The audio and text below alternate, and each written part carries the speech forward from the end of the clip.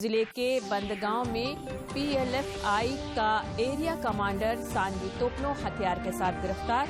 10 से अधिक मामलों में पुलिस को लंबे समय से थी तलाश। और कल तक ठंड से राहत मिलने की उम्मीद नहीं। अगले 2 से 4 दिनों में तापमान में होगी बढ़ोतरी। बोकारो का न्यूनतम तापमान पहुंचा 6.1 डिग्री सेल्सियस।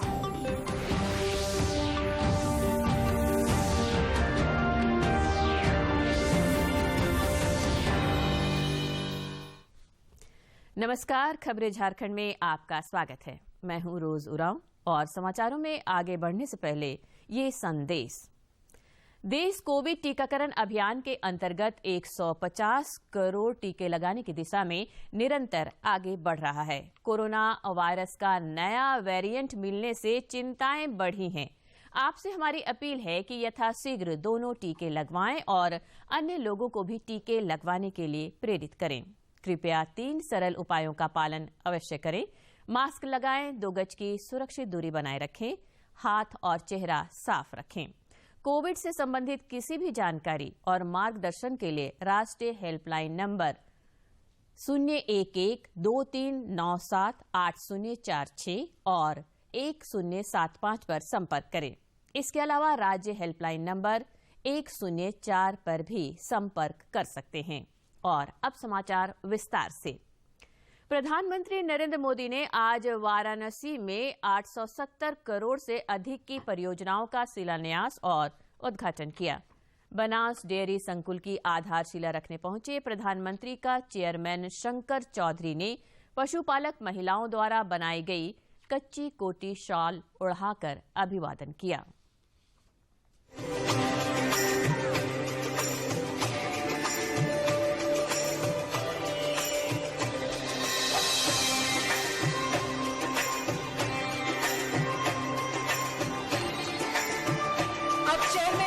शंकर चौधरी जी भगवान शिव की दिव्य प्रतिमा माननीय प्रधानमंत्री जी को अर्पित करेंगे।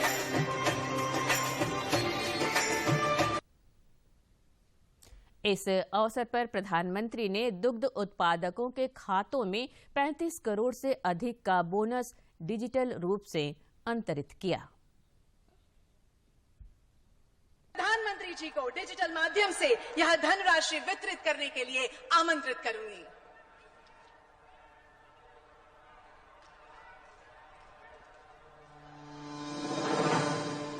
प्रधानमंत्री श्री नरेंद्र मोदी जी के कर कमलों द्वारा बनास डेयरी से जुड़े कुल 1,70,176 पशुपालकों के बैंक अकाउंट में सीधे 35 करोड़ 19 लाख रुपए बतौर बोनस ट्रांसफर किए जा रहे हैं। वर्ष 2020-21 में पशुपालकों को दी गई राशि के अलावा इस बोनस राशि का वितरण किया जा रहा है।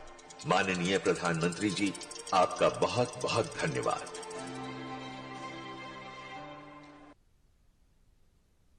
श्री मोदी ने ग्रामीण आवास से अधिकार रिकॉर्ड घरौनी का भी वितरण किया।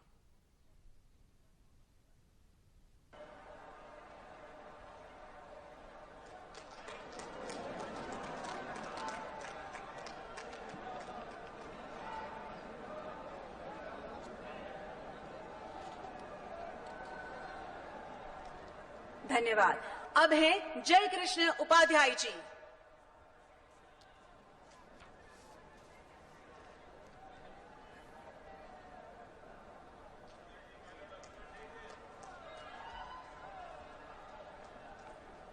अब है दौलती देवी जी।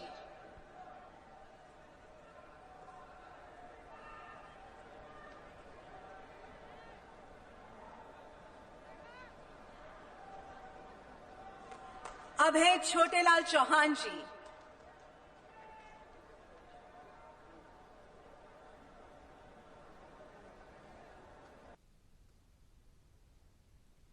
प्रधानमंत्री ने कहा कि हमारी सरकार न केवल कोविड की रोकथाम के लिए मुफ्त टीकाकरण करा रही है, बल्कि मवेशियों के लिए भी मुफ्त टीके दे रही है। मिशन चलाया है। हमारी सरकार सिर्फ बच्चों का ही मुफ्त टीकाकरण नहीं कर रही, सिर्फ कोरोना वैक्सीन ही मुफ्त नहीं लगा रही, बल्कि पशुधन को बचाने के लिए भी अनेक टीके मुफ्त लगवा रही है। प्रधानमंत्री ने आगे कहा कि डेयरी सेक्टर को मजबूत करना आज हमारी सरकार की सर्वोच्च प्राथमिकताओं में से एक है। इसी कड़ी में आज यहां बनास काशी संकुल का शिलान्यास किया गया है। भारत के डेयरी सेक्टर को मजबूत करना आज हमारी सरकार की सर्वोच्च प्राथमिकताओं में से एक है। इसी कड़ी में आज यहां बनास काशी संकुल का शिलान्यास किया गया है। साथियों, अब मैदान छोटा पड़ गया है, जगह नहीं है। आप वहीं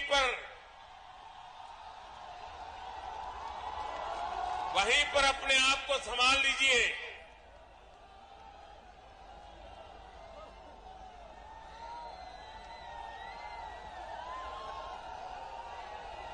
बनास डेयरी से जुड़े लाखों किसानों के खाते में करोड़ों रुपए ट्रांसफर किए गए हैं। रामनगर के दूध प्लांट को चलाने के लिए बायोगैस आधारित पावर प्लांट का भी शिलान्यास हुआ है।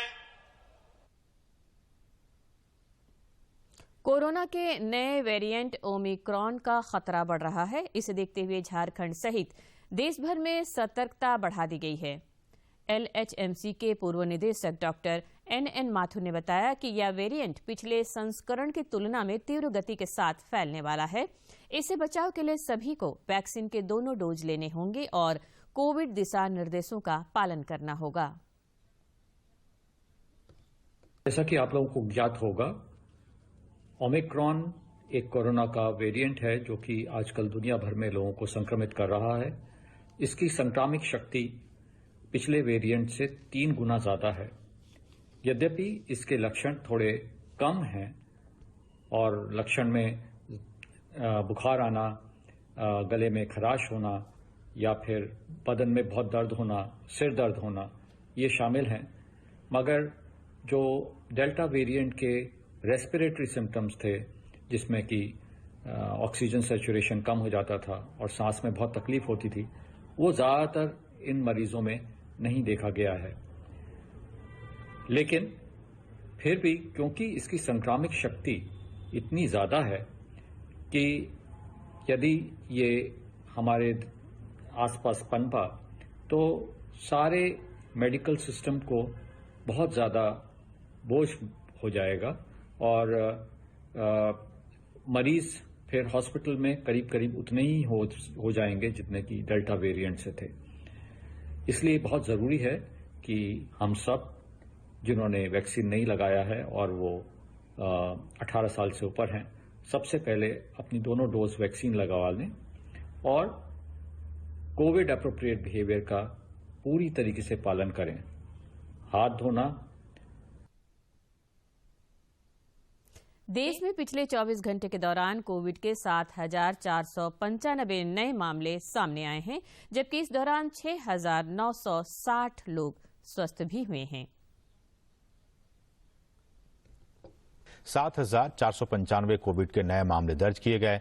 वहीं पिछले 24 घंटों में 6,960 मरीज उपचार करवाकर स्वस्थ हो चुके हैं, जिसके बाद देश में रिकवरी रेट 98.40% हो गया है। देश में कोविड के सक्रिय मामलों की कुल संख्या 78,291 हो गई है। इधर झारखंड में पिछले 24 घंटे के दौरान कोविड के 51 नए मामले सामने आए हैं, जिनमें रांची के 25 नए मरीज शामिल हैं। इसके साथ ही राज्य में सक्रिय मामलों की संख्या बढ़कर 201 हो गई है। स्वास्थ्य विभाग के अनुसार राज्य में पिछले 24 घंटे के दौरान 20 संक्रमित स्वस्थ भी हुए हैं। देश में कोविड के खिलाफ जारी जंग में टीकाकरण अभियान तेज गति से चल रहा है। केंद्रीय स्वास्थ्य मंत्रालय के अनुसार देश में कोविड टीकाकरण का आंकड़ा 140 करोड़ को पार कर गया है।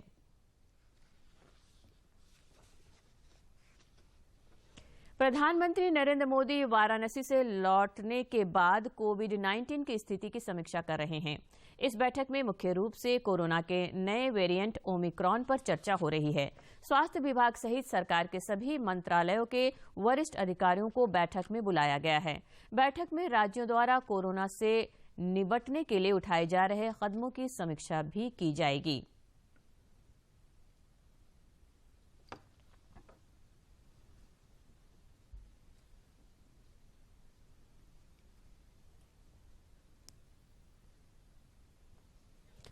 कोडरमा जिले में कोरोना गंभीर रूप लेता जा रहा है। पिछले 24 घंटे में 26 संक्रमित पाए गए हैं।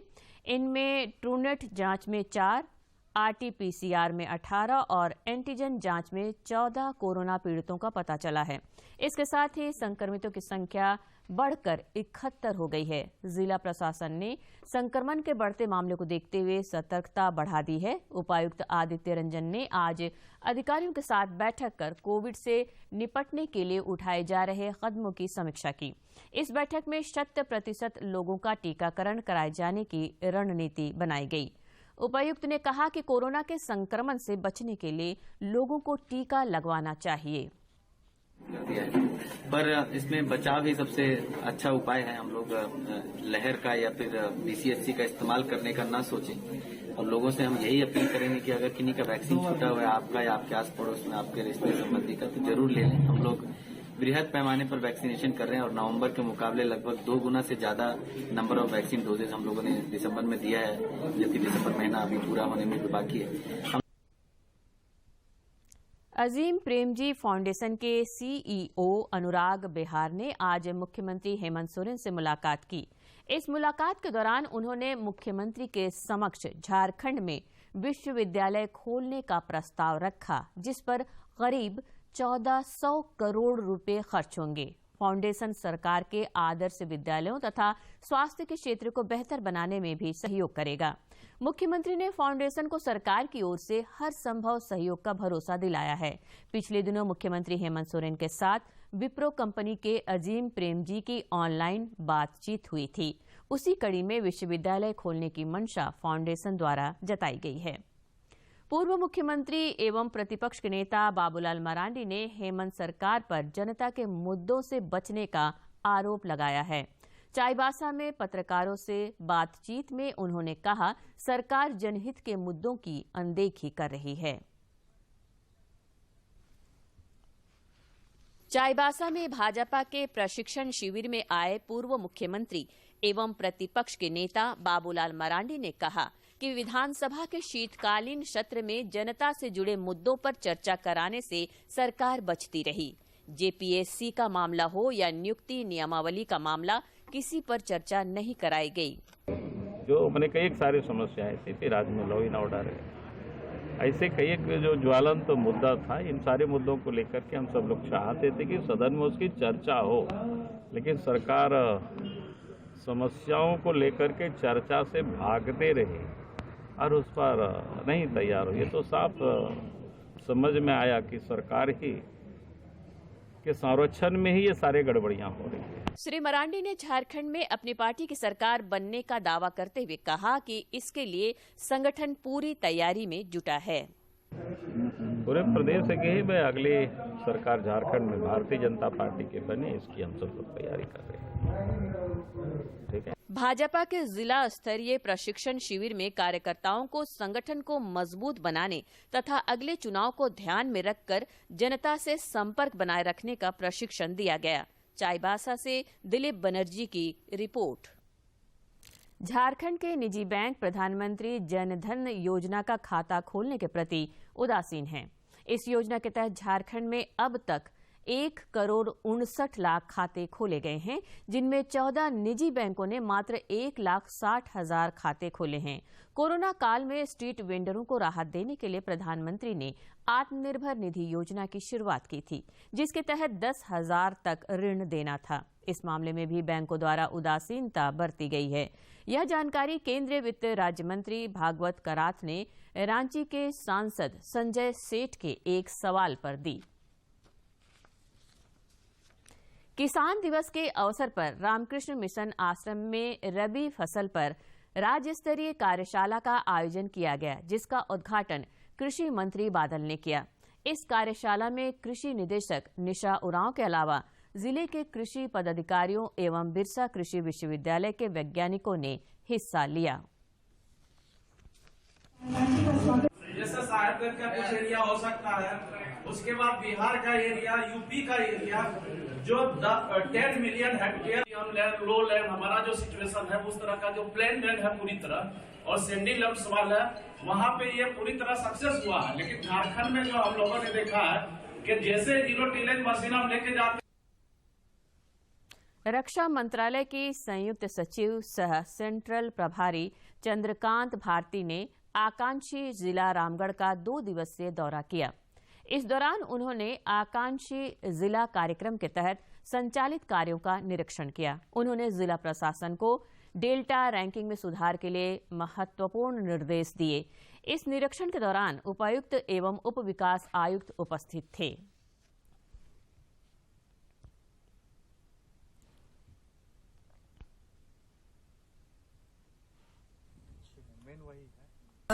जैसे कि आप लोग जानते हैं कि रामगढ़ केंद्र सरकार के द्वारा आकांक्षी जिलों का एक पार्ट है, तो उसी के तहत हमारे जो केंद्र सरकार के प्रभारी सचिव हैं आकांक्षी जिलों के लिए, वो यहाँ पर विजिट के लिए आए थे।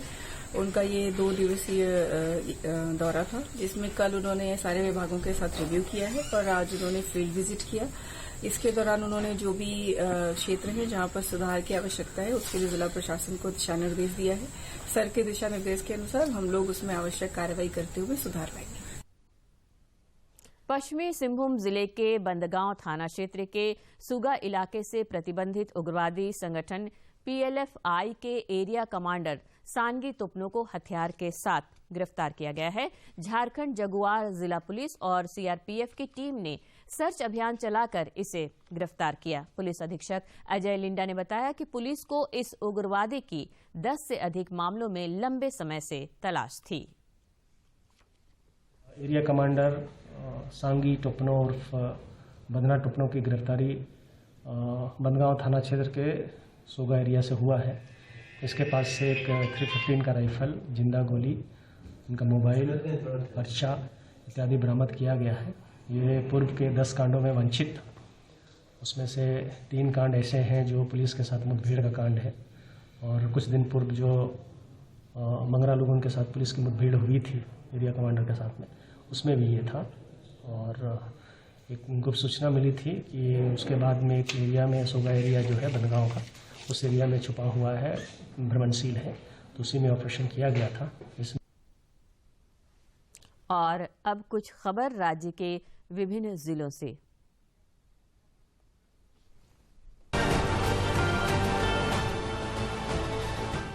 पलामू के सांसद बीडी राम ने नई दिल्ली में भारतीय राष्ट्रीय राजमार्ग प्राधिकरण के अध्यक्ष अलका उपाध्याय से मुलाकात कर NH-75 के निर्माण और NH-98 में लंबित मुआवजे के भुगतान के लिए आग्रह किया।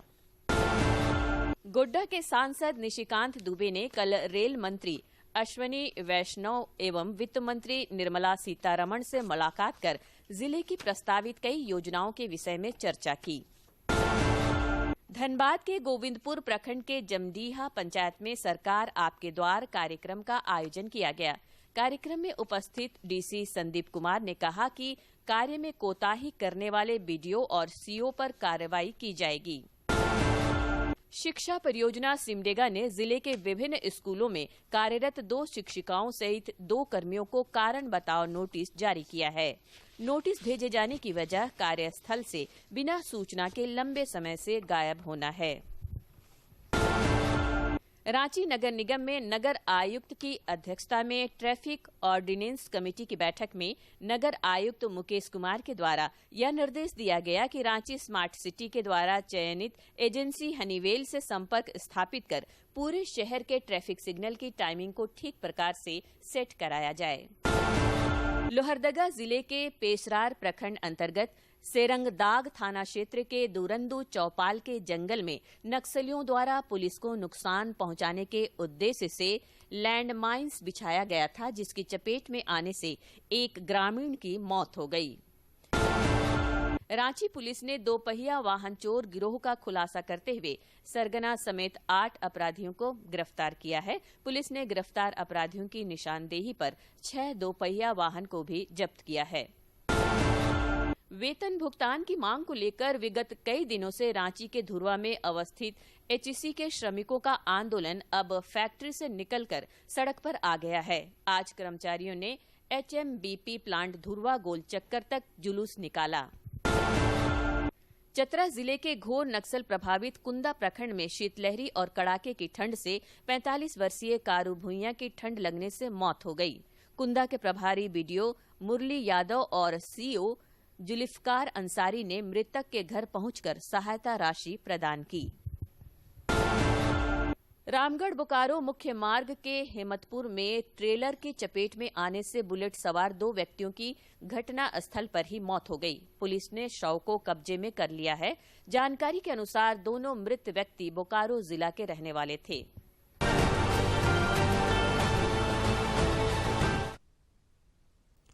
जिला बाल संरक्षण इकाई पलामू और एक्शन एड इंडिया के संयुक्त तत्वावधान में आज केजीबीवी के छात्राओं एवं शिक्षिकाओं को बाल विवाह, बाल तस्करी और बाल यौन शोषण के प्रति जागरूक किया गया।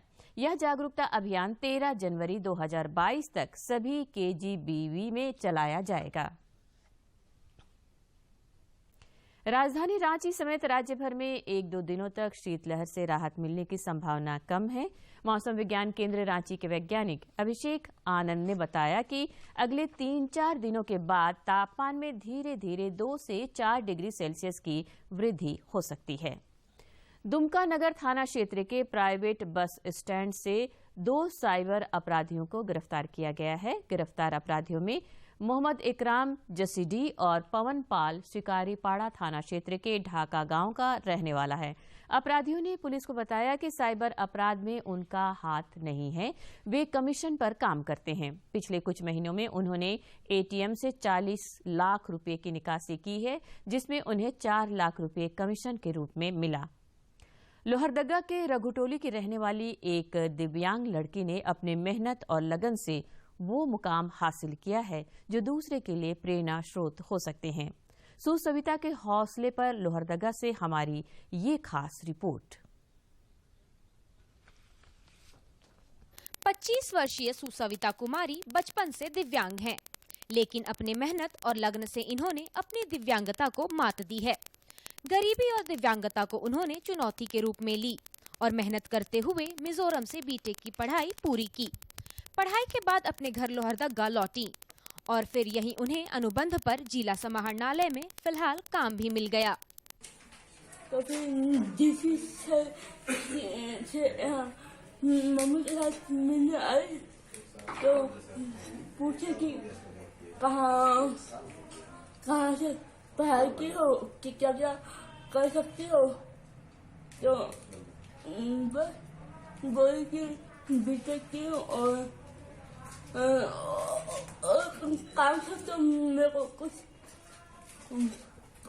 मेरी आता नहीं है, तो आपको कोई काम दे दीजिए, तो इसलिए मेरे को डिसीजन दे दिया। काम के साथ वो अपने बुजुर्ग माता पिता की आर्थिक मदद भी कर रही हैं। कार्यालय के सहयोगी कर्मचारी भी सुसविता के मेहनत और काबिलियत की तारीफ कर रहे हैं। जब शुरू में आई थी तो उसी समय सर डीसी सर इसको भेजे थे कि इसको ऑपरेटर में काम बताना सिखाना है। जब इसको बताएं तो जैसे जैसे बताते गए उस चीज को कभी भूले नहीं, तुरंत कैच करते गए और बढ़िया ढंग से और अच्छा तरीके से काम अभी भी कर रही है और ईमानदारी पूर्वक काम कर रही है। वास्तव में दिव्यांगों के लिए वो प्रेरणा स्रोत हैं। यदि मन में कुछ कर गुजरने का जज्बा हो तो यकीनन कोई भी परेशानी उसे कामयाब होने से नहीं रोक सकती। लोहरदगा से आसिफ रजा की रिपोर्ट। गढ़वा में आयोजित क्रॉस कंट्री चैंपियनशिप दौड़ प्रतियोगिता में 1364 प्रतिभागियों ने हिस्सा लेकर देश के सारे रिकॉर्ड तोड़ दिए हैं। इसमें 264 महिला एवं 1100 पुरुष धावकों ने हिस्सा लिया। उम्र के अनुसार 2 से लेकर 10 किलोमीटर की दौड़ कराई गई। प्रतियोगिता में रांची, धनबाद एवं लोहरदगा जिले को विजेता तथा सरायकेला, सिंहभूम और हजारीबाग को उप विजेता का खिताब मिला। पेयजल एवं स्वच्छता मंत्री मिथिलेश कुमार ठाकुर और उपायुक्त राजेश कुमार पाठक ने इस सफल आयोजन के लिए आभार जताया।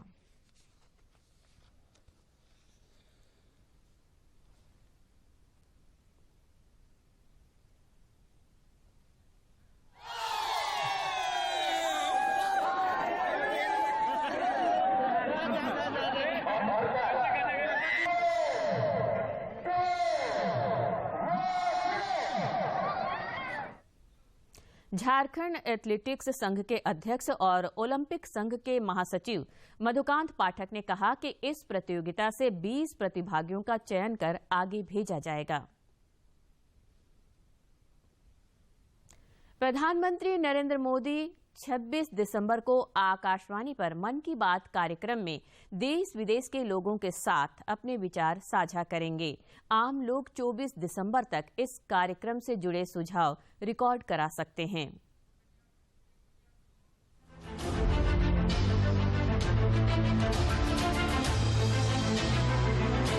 मन की बात माननीय प्रधानमंत्री श्री नरेंद्र मोदी भारत की जनता से साझा करेंगे अपने मन की बात। रविवार 26 दिसंबर सुबह 11 बजे माननीय प्रधानमंत्री के प्रसारण के तुरंत बाद मन की बात का प्रादेशिक भाषाओं में अनुवाद आकाशवाणी और दूरदर्शन के संबद्ध प्रादेशिक केंद्रों से किया जाएगा। मन की बात के प्रादेशिक भाषाओं में अनुवाद का पुनः प्रसारण रात 8 बजे आकाशवाणी और दूरदर्शन के सभी प्रादेशिक केंद्रों से किया जाएगा। तो याद रखें, रविवार 26 दिसंबर सुबह 11 बजे मन की बात।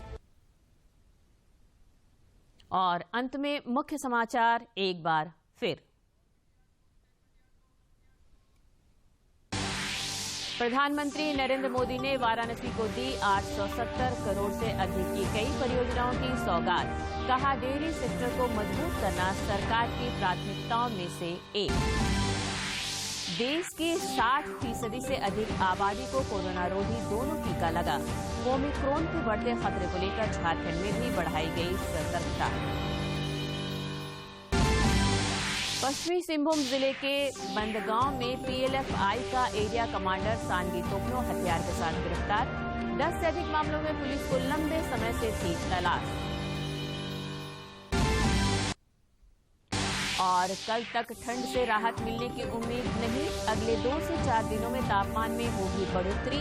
बोकारो का न्यूनतम तापमान पहुंचा 6.1 डिग्री सेल्सियस।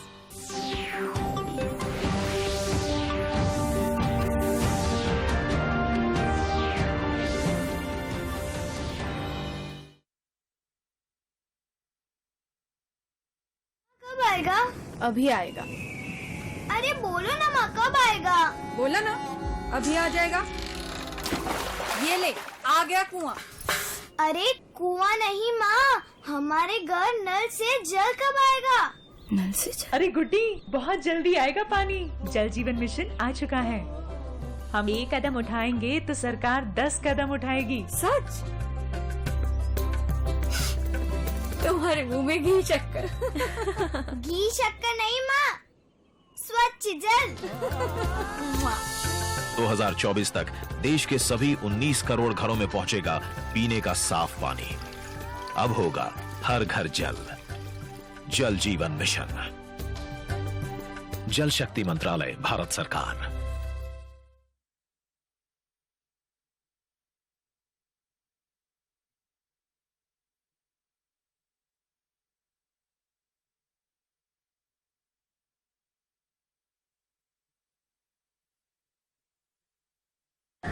अत्यधिक ठंड से बाहर रहने और काम करने वालों को फ्रॉस्ट बाइट, ट्रेंच फुट और हाइपोथर्मिया जैसी गंभीर बीमारियां हो सकती हैं।